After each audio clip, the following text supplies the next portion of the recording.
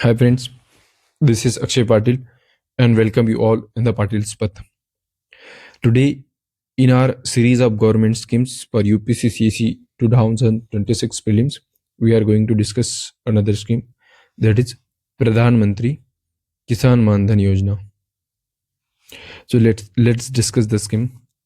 एक central sector scheme है. Central sector scheme मतलब ऐसे स्कीम जहाँ पे 100% फंडिंग जो है वो सेंट्रल गवर्नमेंट के द्वारा की जाती है. इसमें किसी भी तरह का स्टेट गवर्नमेंट का कंट्रीब्यूशन नहीं रहता इन टर्म्स ऑफ फंडिंग. इस स्कीम का पर्पस क्या है? पर्टिकुलरली जो स्मॉल एंड मार्जिनल फार्मर्स हैं उनको ओल्ड एज में एक प्रोटेक्शन और सोशल सिक्योरिटी प्रोवाइड करना. Particularly small and marginal farmers की जो इनकम होती है बहुत ही मीगर होती है. उसके वजह से वो सेविंग नहीं कर पाते, और जब सेविंग नहीं कर पाते तो जब ओल्ड एज में वो काम भी नहीं कर पाते तब उनको बहुत सारी फाइनेंशियल डिफिकल्टीज को फेस करना पड़ता है. तो उनको उस तरह की फाइनेंशियल डिफिकल्टीज को फेस ना करना पड़े, इस वजह से गवर्नमेंट उनको एक सोशल सिक्योरिटी के तौर पे एक पेंशन प्रोवाइड करना चाहती है थ्रू दिस स्कीम. सो इस स्कीम में एलिजिबिलिटी क्राइटेरिया क्या है? पहले तो जो फार्मर इस स्कीम को ज्वाइन करना चाहता है उसका एज 18 से 40 के बीच में होना चाहिए, between 18 to 14 years of age. दूसरा, वो स्मॉल और मार्जिनल फार्मर होना चाहिए. इसका मतलब क्या?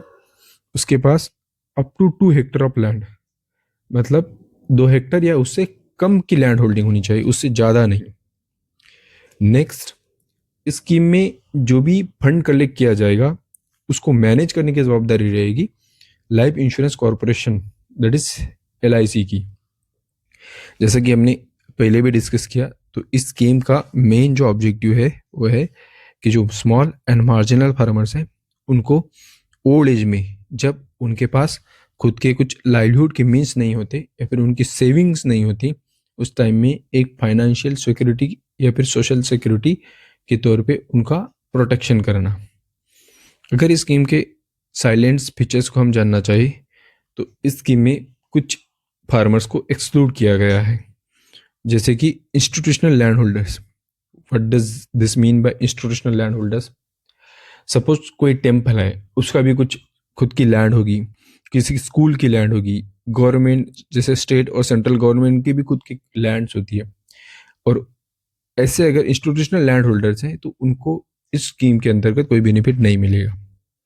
दूसरा, कोई कॉन्स्टिट्यूशनल पोस्ट होल्डर है, हो सकता है वो अभी वो कॉन्स्टिट्यूशनल पोस्ट होल्ड कर रहा है या फॉर्मर उस पोस्ट का होल्डर रहा हो, तो ऐसे किसी भी किसान को कॉन्स्टिट्यूशनल पोस्ट मतलब like president, vice president, governor या कोई सिविल सर्वेंट, अगर इस टाइप के कोई कॉन्स्टिट्यूशनल पोस्ट होल्ड करता था या करता है तो उसको इस स्कीम के अंतर्गत कोई बेनिफिट नहीं मिलेगा. दूसरा, अगर कोई लेजिस्लेटर या फिर मिनिस्टर रहा हो at all the 3 tyres of governance, मतलब कोई MP या MLA रहा हो या फिर कोई मिनिस्टर रहा हो सेंट्रल लेवल पे, स्टेट लेवल पे या फिर लोकल गवर्नमेंट लेवल पे, तो इन सभी को इस स्कीम के अंतर्गत बेनिफिट नहीं मिलेगा. The next, last assessment year में अगर किसी ने इनकम टैक्स पे किया है, मतलब it indicates that the person is wealthy, तो उस पर्सन को भी इस स्कीम के अंतर्गत बेनिफिट नहीं मिलेगा. Next, doctors, engineers, teachers, lawyers, इस तरह के जो प्रोफेशनल्स है उन प्रोफेशनल्स को भी इस स्कीम से एक्सक्लूड किया गया है. Next, all serving and retire officers, government के जो भी सर्विंग है या फिर रिटायर ऑफिसर्स है, उसके साथ साथ जो पब्लिक सेक्टर इंटरप्राइजेज है उनके भी अगर कोई सर्विंग और रिटायर ऑफिसर्स है तो इनको इस स्कीम के अंतर्गत बेनिफिट नहीं मिलेगा. बट इसमें एक एक्सेप्शन है, कोई क्लास 4 या ग्रुप D का अगर एम्प्लॉई है या फिर जो MTS से सिलेक्टेड जो लोअर स्टार्टर के जो एम्प्लॉयज होते हैं गवर्नमेंट में, उनको इस स्कीम का बेनिफिट मिलेगा. नेक्स्ट, अगर कोई भी farmer apart from this scheme कोई अदर सोशल सिक्योरिटी या फिर पेंशन स्कीम का बेनिफिशियरी है, जैसे कि NPS, नेशनल पेंशन स्कीम, इस टाइप की कोई अदर बेनिफिट अगर कोई स्मॉल एंड मार्जिनल फार्मर ले रहा है तो उसको भी इस स्कीम के अंतर्गत कोई भी बेनिफिट नहीं मिलेगा.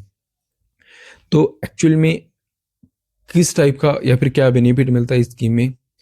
तो हर कोई स्मॉल एंड मार्जिनल फार्मर जो इस स्कीम का बेनिफिशियरी होगा उसको after attaining the 60 years of age, मतलब 60 ईयर्स ऑफ एज के बाद 3,000 रुपीज पर मंथ मिलेंगे एज अ पेंशन। पर उससे पहले उस फार्मर को एक वॉलंटरी कंट्रीब्यूशन देना पड़ेगा ऑन द मंथली बेसिस। जो कंट्रीब्यूशन रहेगा वो रेंज करेगा बिटवीन 55 रुपीज टू 200 रुपीज। अब किस किसान को कितना कंट्रीब्यूशन देना है ये डिपेंड करता है कि वो किस एज में इस स्कीम को ज्वाइन कर रहा है। सपोज अगर कोई फार्मर 18 ईयर्स ऑफ एज में ज्वाइन करेगा तो हो सकता है उसको 55 रुपीज पे करना पड़े। अगर कोई लेटर स्टेज ऑफ लाइफ में ज्वाइन करता है, जैसे 30 या फिर 35 ईयर्स ऑफ एज में ज्वाइन कर रहा है, तो उसको 200 रुपीज पे करना पड़ेगा। और जितना किसान कंट्रीब्यूशन पे करेगा same matching contribution central government के द्वारा उसके अकाउंट में या फिर उसके पेंशन फंड में डाला जाएगा। Then the concept of family pension, what is this? Suppose किसान स्कीम का बेनिफिट ले रहा है after the 60 years of age, but कुछ अनफॉर्चुनेट इवेंट की वजह से उसकी डेथ हो जाती है। तो ऐसे टाइम में उसकी जो स्पाउस है, मतलब उसकी जो वाइफ है, उसको 50% पेंशन मिलेगा। अगर किसान 3,000 रुपीज रिसीव कर रहा था तो इसका 50% कितना हुआ? 1,500 रुपीज। तो ये 1,500 रुपीज उसकी स्पाउस को भी मिलेगा जब तक वो अलाइव है तब तक। उसके अलावा हो सकता है कि कोई फार्मर हो जो उस स्कीम का बेनिफिशियरी हो, इस स्कीम में रेगुलर कंट्रीब्यूशन दे रहा हो, पर 60 ईयर्स ऑफ एज से पहले ही वो डिसेबल हो जाए कुछ अनफॉर्चुनेट इवेंट की वजह से। अगर वो डिसेबल हो गया तो ऑब्वियस है कि काम नहीं कर पाएगा। अगर काम नहीं कर पाया तो how he will pay the contribution? तो ऐसे सिचुएशन में उसको दो ऑप्शन दिए गए हैं। या तो उसकी जो वाइफ है, मतलब उसकी जो स्पाउस है, इस स्कीम को कंटिन्यू कर सकती है, मतलब उस फार्मर की जगह उसकी स्पाउस इस स्कीम में कंट्रीब्यूशन पे करेगी। अगर ये नहीं हो सकता है तो वो इस स्कीम से एग्जिट भी कर सकते हैं। तो जब भी वो स्कीम से एग्जिट करेंगे तो उनको जो भी उनका अकोमुलेटेड अमाउंट है उस पेंशन फंड में वो मिलेगा। उसके साथ साथ उनको एक इंटरेस्ट रेट भी मिलेगा। तो इंटरेस्ट रेट कौन से है? दो टाइप के इंटरेस्ट रेट है। एक है saving bank rate of interest. Suppose आपने आपके बैंक में सेविंग अकाउंट में 10,000 रुपीज सेव की है, तो इसमें कुछ इंटरेस्ट रेट मिलता है। जैसे सपोज 3% है, तो हर साल का कितना होगा? 3% से 300 रुपये। तो जितने भी साल आपने इन्वेस्टमेंट किया है उस अकॉर्डिंग आपका जितना भी अमाउंट मिलता है ये मिलेगा।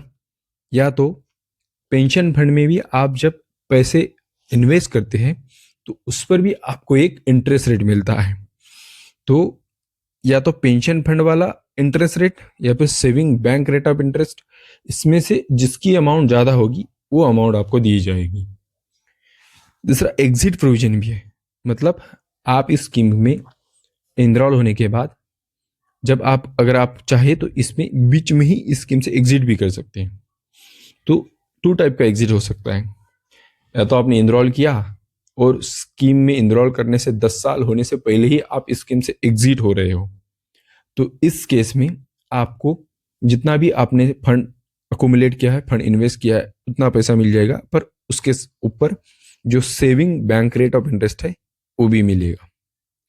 दूसरा केस कि आपने इन्वेस्ट किया पैसा पर आफ्टर 10 ईयर्स, पर 60 ईयर्स ऑफ एज से पहले, मतलब आपने स्कीम में इनरोल करने से 10 साल से ज़्यादा का टाइम हो गया है पर आपका एज 60 ईयर्स ऑफ एज से कम है।